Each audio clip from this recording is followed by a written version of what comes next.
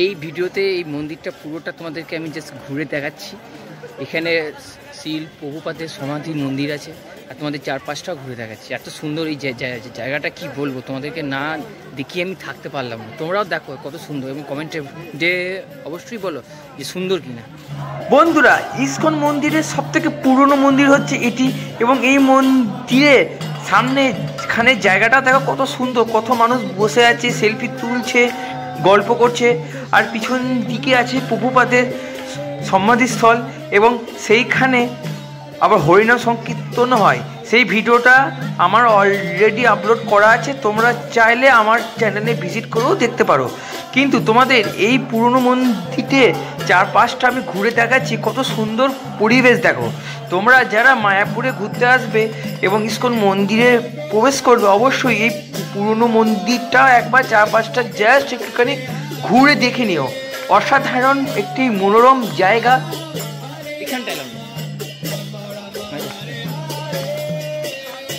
তো দেখতে পাচ্ছ নো স্মোকিং, এখানে ধূমপান করা যাবে না।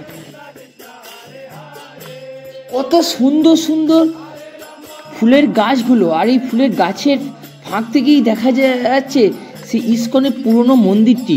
আর এটি হচ্ছে হাঁটা পথ তো এবং পরিক্রমা মার্গ তোমরা বলতে পারো এই পুরনো মন্দিরে। এবং তোমরা মনে করলে এই হাঁটা পথ দিয়েও এই পুরনো মন্দিরটাকে প্রদক্ষিণ করতে পারো। এবং তোমাদেরকে আমি বলে রাখি, এই মন্দিরে কিন্তু ভেতরেও প্রবেশ করা যায়, সেক্ষেত্রে কিন্তু ফোন জমা দিতে হয়। ফোন বা কোনো ইলেকট্রনিক্সের গ্যাজেট কিন্তু এই মন্দিরের ভিতরে অ্যালাউ নেই। তার জন্য জমা দেওয়ার জন্য একটা যথাস্থান আছে, সেখানে গিয়ে তোমরা জমা করতে পারো। সেই জায়গাটা আমি তোমাদেরকে একটুখানি পরেই দেখাচ্ছি। ভেতরটা এতটা সুন্দর কি বলবো, আর তোমাদের জন্য এত দূরে আসা, এত খরচা করে আসা, তো প্লিজ তোমরা একটা লাইক আর একটা কমেন্ট করে দিও, ভালো কমেন্টই করো। আর তোমাদের একটা লাইক আমাকে অনেকটা উৎসাহিত করে আর মোটিভেট করে যে ভালো ভালো ভিডিও করার জন্য এবং নতুন নতুন তীর্থস্থানে যাওয়ার জন্য।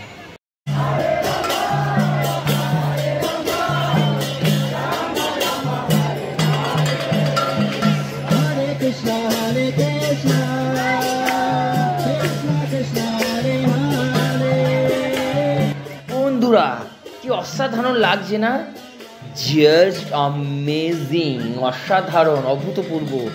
মানে যত প্রশংসা করা যায় ততই কম হয়। এত সুন্দর জায়গা, মানে কি বলবো, যতই প্রশংসা করা যায় যেন মনে হয় কম হয়। তাই তোমাদের কাছে আমার একান্ত একটাই অনুরোধ, তোমরা যারা মায়াপুরে ঘুরতে আসছো, ইসকন মন্দিরে আসছো, অবশ্যই এই পুরনো মন্দিরটা একটু ঘুরে দেখে নিও। খুব সুন্দর এই মন্দিরটা। আর দেখতে পাচ্ছ, তোমাদেরকে আমি বলেছিলাম ফোন জমা দিতে হয়। এই সেই স্থান, এই বাঁ দিকে দেখতে পাচ্ছ সবাই ফোন বা ব্যাগ ইত্যাদি এইখানে জমা করছেন, এবং তারপরে ওই একদম মূল মন্দিরের ভেতরে প্রবেশ করছেন। তো মূল মন্দিরের ভেতরে প্রবেশ করতে গেলে তো দেখতে পাচ্ছ ভেতরে একদম মূল মন্দিরের ভেতরে কিন্তু ক্যামেরা, মোবাইল ফোন, ল্যাপটপ অর্থাৎ কোনো ইলেকট্রনিক জিনিস বা কোনো লাগেজ, শুজ কিন্তু অ্যালাউ নেই। এখানে দেখে না, বাংলাতেও সমস্ত কিছু লেখা আছে, ক্যামেরা, মোবাইল, ল্যাপটপ, আইপ্যাড থেকে শুরু সব কিছু।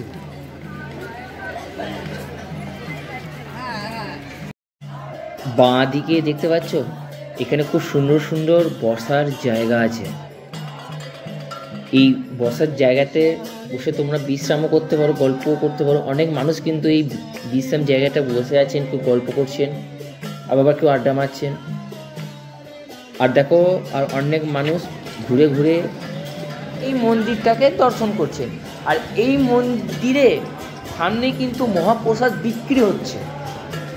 50 টাকা, 100 টাকা, 80 টাকা দামের মহাপ্রসাদ এখানে কিনতে পাওয়া যাচ্ছে। তোমরা চাইলে এখান থেকে মহাপ্রসাদ নিয়ে যেতে পারো বাড়ির জন্য বা বন্ধু বান্ধবদের জন্য বা ফ্যামিলির জন্য। তোমরা এখান থেকে কিনে নিয়ে যেতে পারো। বন্ধুরা, আমি এখন মন্দিরে একদম সামনেখানে এসে গেছি, এবং সম্পূর্ণ মন্দিরের ভেতরে প্রবেশ করতে গেলে আমাকে ব্যাগ, মোবাইল ফোন ইত্যাদি জমা করতে হবে। আর এই মন্দিরের ঠিক সামনেই আছে মহাপ্রসাদের কাউন্টার। 50 টাকা, 60 টাকার সাথে সাথে 10 টাকারও মহাপ্রসাদ কিন্তু এখানে পাওয়া যাচ্ছে। তো বন্ধুরা, এই ছিল আজকের ভিডিও। আর ইসকনের ভিডিওটা এখানেই শেষ করলাম, আর তোমাদের সঙ্গে দেখা যাচ্ছে ঠিক পরবর্তী ভিডিওতে। Guys tata.